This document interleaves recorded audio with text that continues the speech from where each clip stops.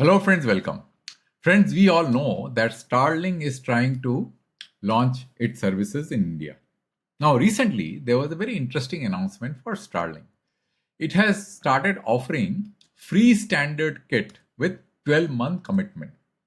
So what does it mean? It basically means that this whole antenna, which costs roughly around $350, Starlink is giving free provided you take a 12-month commitment on its plan. So the plan would be roughly, so if you look at the price, the residential plan at US cost $120 per month, and the standard kit is going to be charged to you at $0.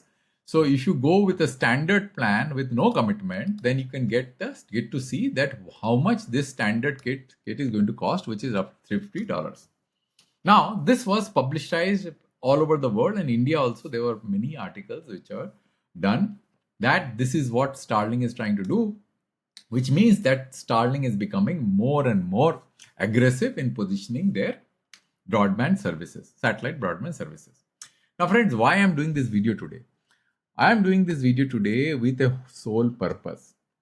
The question that we are going to investigate in this video is that even if this 12-month commitment of standard kit, which is priced $50 in US, maybe in India the price will be less depending upon what kind of arrangement that Starlink is able to do with the local partners, but still it is going to be a sizable amount. Will this make any difference in the Indian consumer segment, the premium segment, and can it challenge the FWA, fixed wireless service, being offered by the mobile operators? Now, you know that the TRAI has started releasing the FWA subscriber base. In the latest report, the total number of FWA in India is 6.2 million, and Reliance Jio has the bulk of the subscriber, which is 85% of the market is captured by Reliance, and every month we are adding how much? 500k.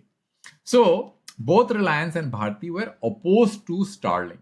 If you recall, there was a lot of opposition to Starlink initially when Starlink started, trying to get into the market because they wanted the Starlink to be participating in the auction and get spectrum through the auction route rather than giving the spectrum being given in administrative manner. And later they tied up with Starlink and provided that Starlink gets a regulatory approval, which is yet to come.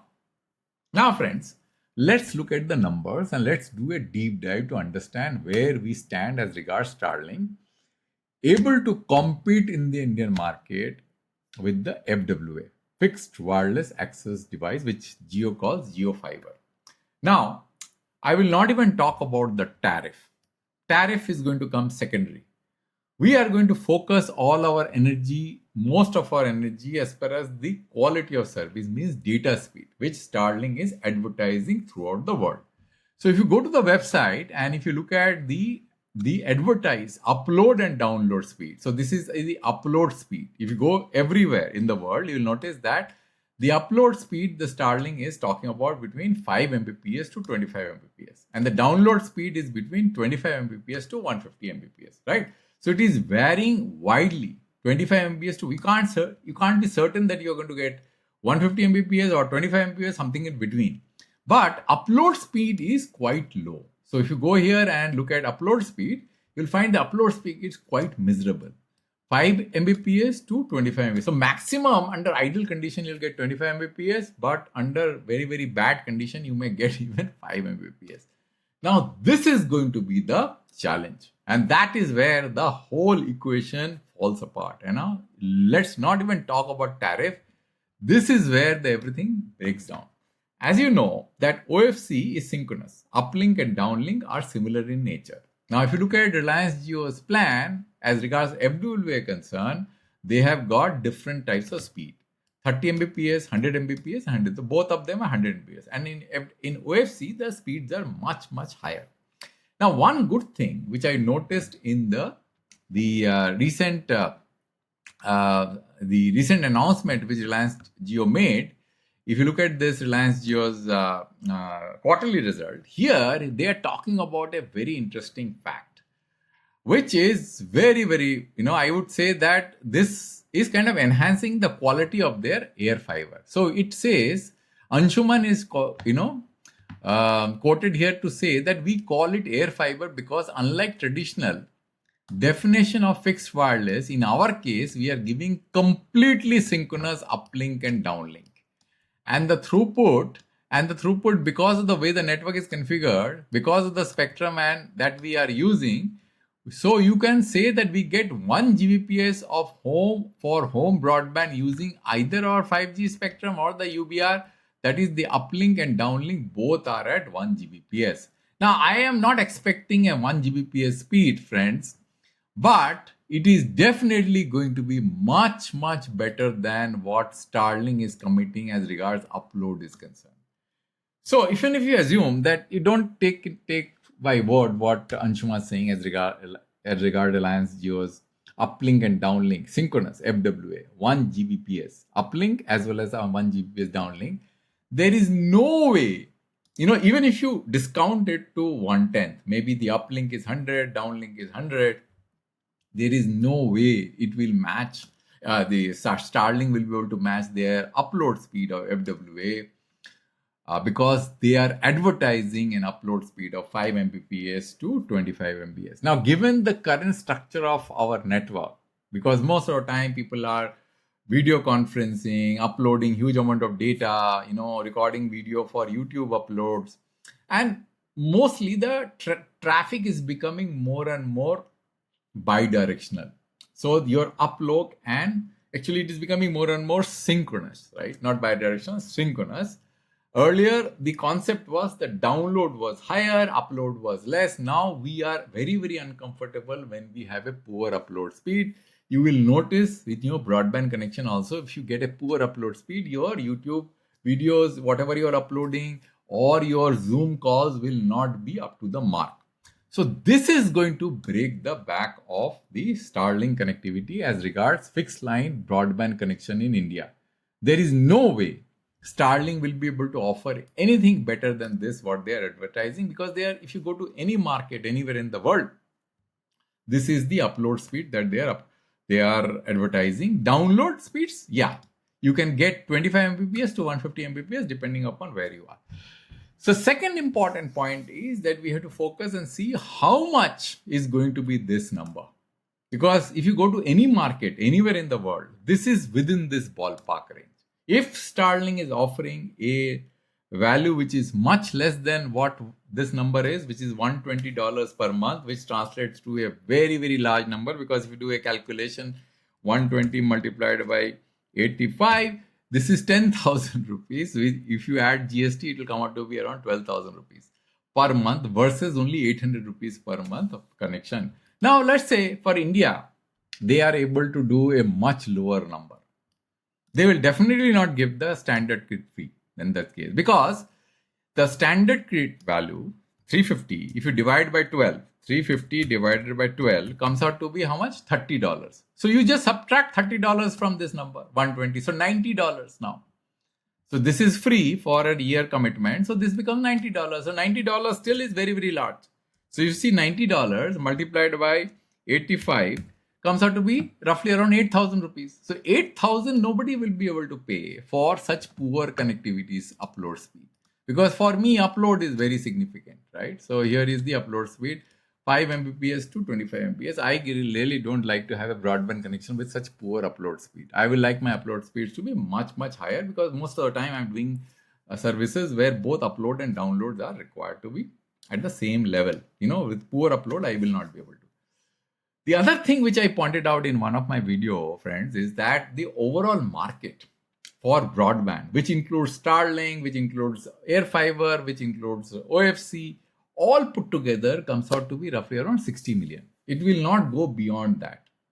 Why? Because we have got 300 million households, and within this 300 million household, only 20% can afford broadband connectivity at 800 rupees per month. This Starlink is much higher, means 8,000 rupees per month, right? Even if the kit is offered free. So, if that is so, imagine the kind of mobile, households, the number of households who will be able to afford. 60 million I am talking about, and 60 million at 800 rupees. Now this number is 10 times more, 8,000 rupees. So I'm not even expecting this number to be in millions. As far as the Starlink India market is concerned, as far as this broadband connectivity using satellite link, it can be even below 500K. I am making an assumption that in the first year, this number is not going to go beyond, let's say, 30K or 100K maximum. And over a period of time, maybe 3 to 4 years, this number may go to maximum 500K. Beyond which this number is hard to crack, because the overall Starlink subscriber base globally is 5 million. And we have already, 6 point, if you go to the TRA press release, we already have 6.2 FWA connection in India. And FWA connection can do uplink and downlink both of 100 Mbps. So friends, given this situation, why? I do not understand why were the mobile operators so much wary about entry of Starlink in India. Can you answer this question? Why were they lobbying against entry of, they were talking about the spectrum should be auctioned. Without auctioning on spectrum, Starlink should not be allowed to enter the market. Sunil Mittal said that, it is for rural India. It's a matter of laughable thing. See, urban subscriber cannot afford Starlink connectivity. How can rural subscriber afford Starlink connectivity at a rate of 8,000 rupees? Even if it is a connectivity where multiple people are sharing one single connection. Because of the reason which I mentioned, if let's say it is given in a school, in a remote area, and let's say 10 students are sharing this connection, can you imagine the kind of impact that is going to happen to an individual connection's upload capability? Because this will become 1/10 now.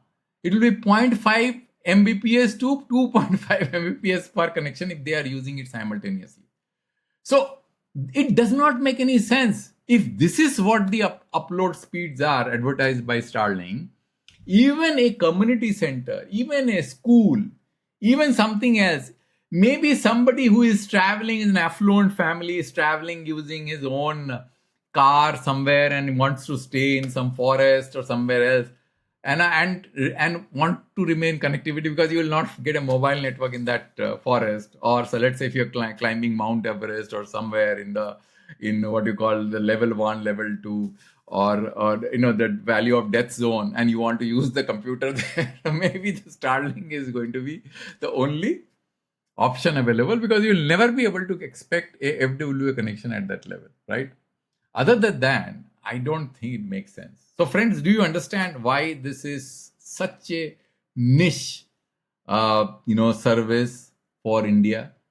There is no way it challenges FWA, neither in quality, upload and download speed, neither in the affordability, which is this.